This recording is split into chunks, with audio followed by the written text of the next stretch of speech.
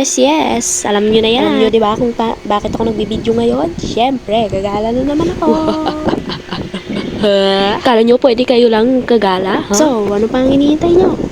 Let's get it started!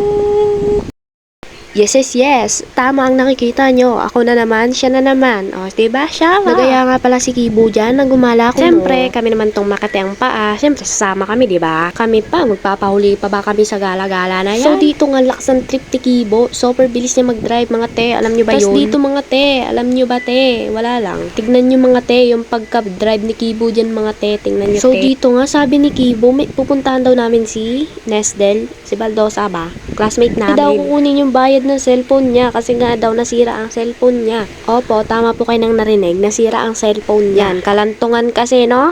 Dene nga ay nandito kami sa mga gala lang yung may alam dito eh. O, nandito kami sa Meg. Dahil malakas ang trip ko, inano ko yung aso. 'Di ba? Napakalakas ng trip. Tas pag kinagat magsusumbong sa nanay sasabihin, "Ma, kinagat ako ng aso." So pa yung aso pa yung may kasalanan, te. Ikaw ang nan-trip tapos yung aso sisisihin mo. Naks naman. O dini nga, may nakita kaming afam. Shella. Sana all. Hands friends sila oh. Linta ka, te. Di ka mahiwalay kayo sa kanya. Inggit ka lang, wala ka kasi. So dito mga te, ang lakas ng trip ni Kibo, mga te. Tignan mo, te. Oh. Diyos ko, te. Kung kasama lang kayo dyan, te, parang pupunta na kayo ng langit. Pakabarurot niya ba naman? Kala niya naman hindi siya lilipad dyan. Ito nga pala, may kukwento ko sa inyo. Dati kasi, nagdadrive si Kibo ng motor niya. Tapos nun, nakita lang namin siya, umiiyak siya. Tapos, ang dami niyang sugat, te. Yun pala, te, nabangga siya, te. Nasimplang siya, te. Tapos ngayon, te, ang yabang niya na naman, te. Gusto niya na naman lumipad sa Gusto niya lumipad, tas mandadamay pa siya. Aray ko. Gusto mong pakmatay, te. Ikaw na lang, te. Diyos ko, wag ka naman damay. So, tama na yung chismisan, te. Nandito na kami sa O-Save, te. Malapit na kami kala Baldosa. Palabas na kami ng Plaridel, te. So, dito mga te, dagdag ko to. Nakakatrauma si Kibo dito, mga te. Tignan nyo naman yung pagka-drive niya, mga dito, mga te. So, dito mga te, malapit na kayo. Grabe naman sa lapit, uy. Lalamo, te. Ang lalamo. Grabe ka, te. So, dito nga pala, ay nagchismisan na kami dyan, oy. Alam mo yung pinagsisismisa namin, yung mga project namin, te, yung mga hindi pa namin nagagawa, te, yung gala kami ng gala, tapos hindi pa pala kami nakagawa ng mga activity. So, dito mga te, malapit na sa kami, sobrang lapit na gusto kaming ibangga. Aray ko.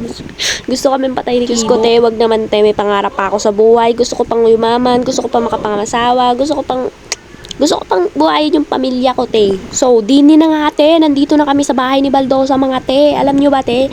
Yung trike dito ni Kibo, lumubog sa tubig. Aray ko. Tignan nyo, mga te. O, te, di ba nakikita mo? Lumubog sa tubig, te. Aray ko. Kagaslawan kasi kumilos, no, Kibo? May mga sakit pa yan sila. Gala ng gala. O, ba, Sara? Dito nga, te, pauwi na sana kami, mga te. Kaso, naubusan ng gas si Kibo, te. Siyempre, magpapagas kami, mga te. So, dito nga, te, may nakasalubong kaming masama ang hangin, te. Kita nyo yun, mga te? Kita nyo yun? May kasama pa yun, yung isa. Basta, te, don't drop tape na lang, te. So, dito mga te, pauwi na nga kami, pala ng tuluyan. So, dadaan muna ako sa paprintan. I mean kay Ate Siyempre, ano bang gagawin ko doon, di ba? Bibili ako.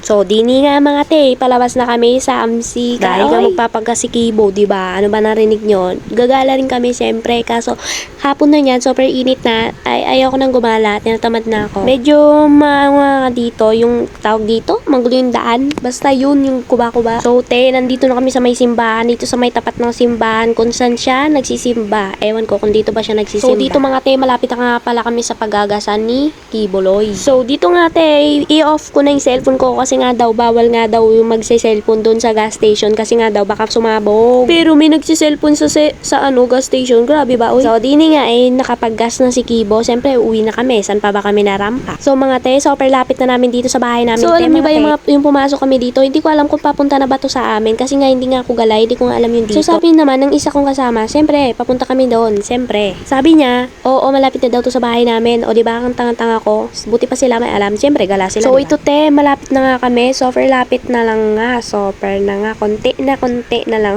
So, dito mga te, may mga dadaanan kami lalaki dito na feeling foggy. Hindi naman kapugian. Hindi ko alam kung saan pa sila nakatingin. Kay Kibo ba o sa isa kong kasama. So, ayan na sila, te. Ayun, nakatambay sila. Kaso, hindi ko na lang pinakita kasi baka mahalata nila nagbibideo. So, dito mga te, konting-konti na lang ay malapit na kami sa bahay namin. Siyempre, ayun nga, may naglalaro pa nga. Nandito na nga kami sa may malapit na kalaki kaya kagawad. So, nandito na kami sa tapat ng aming bahay. O, diba? Siya ay malayo pa pala, konti lang. And then, nandito na nga kami sa tapat ng aming bahay. Siyempre, tatayo na kami at lalabas na ng tricycle. So, uwi na kami, hihiga kami, kakain kami, and then maliligo kami. Kasi ang asim na namin. Super, bye-bye, Kibo. So, nagpaalam na kami kay Kibo. Super, bye-bye!